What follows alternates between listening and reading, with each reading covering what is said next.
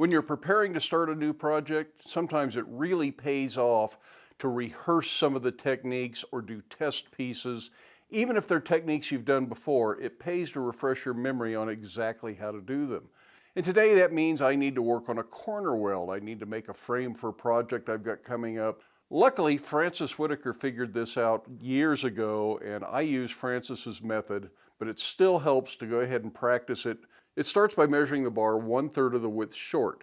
So in this case, I have a 1-inch wide bar, and I want a 24-inch finished length to the outside of my corner.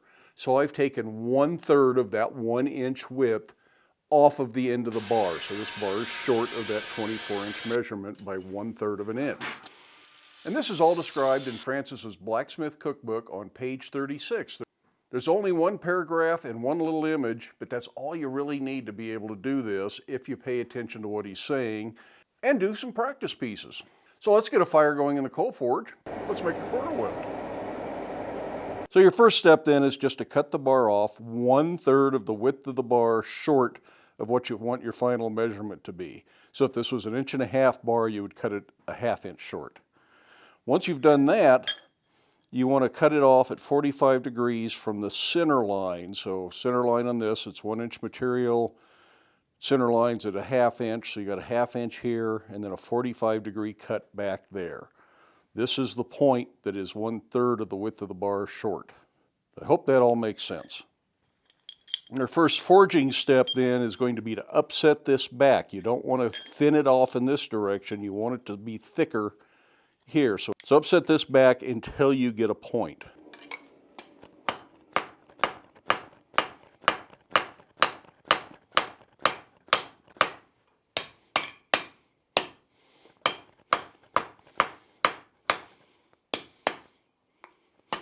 Once you have that point, you want to dub the corner back so it's about 90 degrees between the upset and this corner. You don't want to leave that sticking out. That's not going to blend well.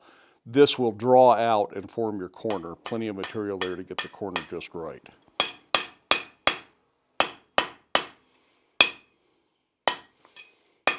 And once you've got that prepared, go ahead and shape your scarf.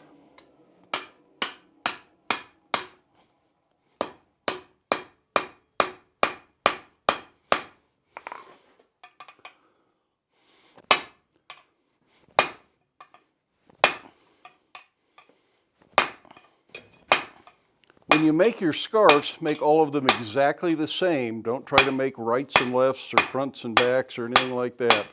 They all look the same.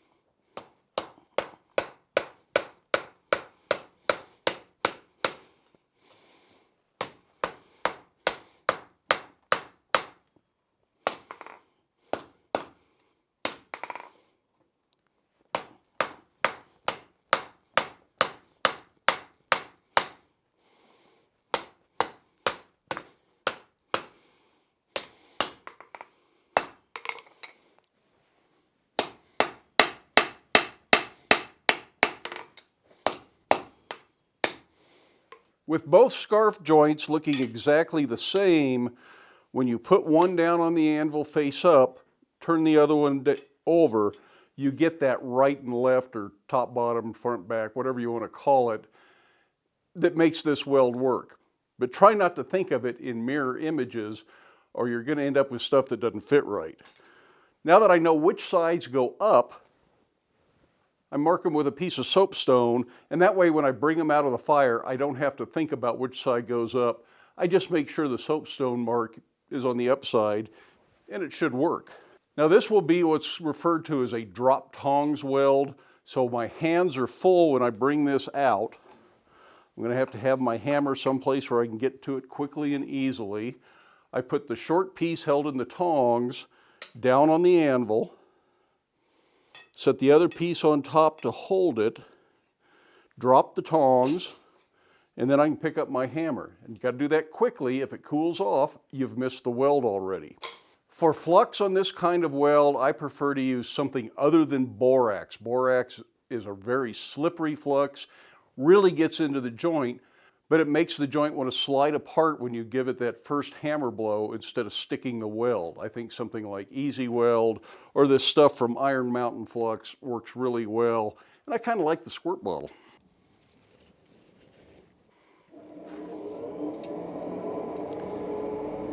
Bring the pieces up to welding heat nice and slowly. You want to make sure you don't burn the tip of the scarf off, but you still need welding heat back at the heel of the weld, otherwise you won't get a good weld. If you touch the pieces together in the fire and they start to stick, they should stick when you take them to the anvil.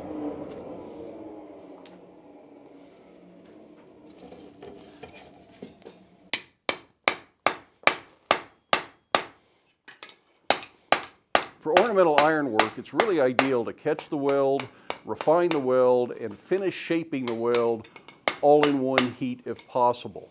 Otherwise, things can get too thin by overworking, or you can leave an unsightly texture from too much scaling from going back and forth in the fire.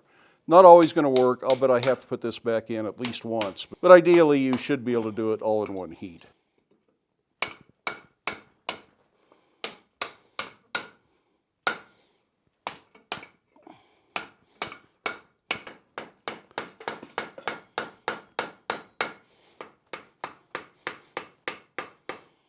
Now I can remember watching Francis demonstrate this weld at a Rocky Mountain Smiths conference, and he had a helper to help hold it right at the edge of the anvil so he could square it up.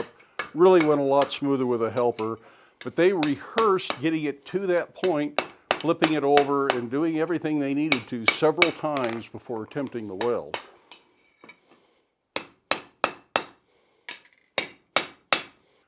While doing 90-degree square corners seems a little bit daunting, it really isn't all that bad. I probably ended up fiddling around more with this one than I should have, took a few more heats than I would like for it to. It is still a little bit short of what my target goal was, but it's also just a little bit thick right in the corner, so I can still draw that out.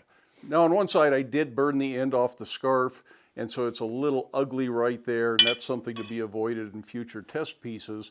And I think that's where I'm going to go with this next. I'm going to go ahead and cut this off. I got plenty of material here. Do it all over again, do another set of test pieces till I'm good and comfortable with this, because I don't want to waste the material in the larger frame for the window grill that I'm going to be working on.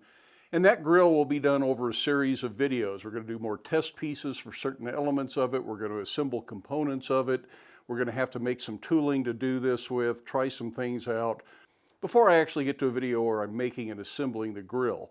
But every single step of the way is a unique, separate process, and that's the way big things come together, with a series of obtainable, smaller steps. So stick with me. Over the next month or two, we're going to build this grill. We'll put some other videos in there too.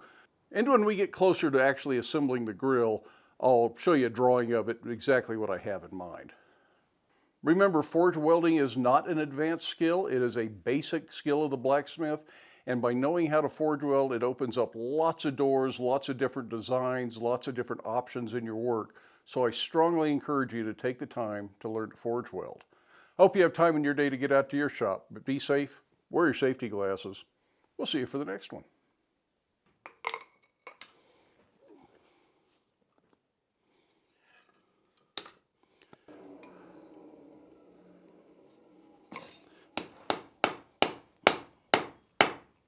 Black Bear Forge is sponsored by Combat Abrasives. Use the link and the coupon code in the video description for a discount on your next order.